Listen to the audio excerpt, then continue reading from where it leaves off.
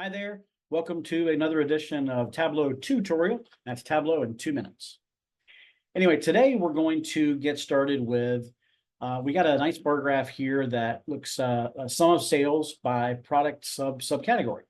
But we want to be able to swap between the dollar amount of sales and then the actual percent of total. So how do we do that? Hold down Control and drag sales across, or Command if you're on a Mac. And let's just do a simple calculation, percent of total. So there's our percent of total. And I want to make sure it's compute using table down, which it is. So that's actually correct. So I like to always use percentages because it's easier to remember than the number. So 13.6% is your highest subcategory of sales. So how do I make these so I can swap between the two versus showing them all at one time? You just create a parameter. So create your parameter. I like to call this show dollar or percent.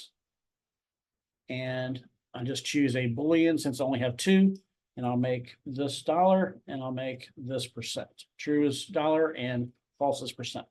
So now that I've got that, I want to make that into a calculated field. So to do that, we just, I always like to number my calculations. You'll notice this. I'll go over this in a different session.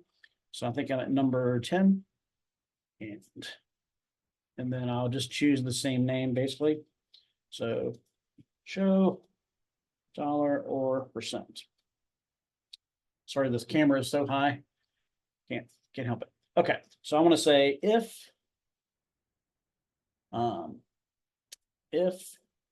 show is equal to true, then I want my sum of sales, else I want my calculation. Tableau lets you just drag these right, and it's going to give you the calculation for you. So that is basically my calc, and I can now drag that up to my rows. I can get rid of this one, and then all I have to do is show my parameter, and I can now easily swap between percentage and dollar. That is all we have for Tableau in 2.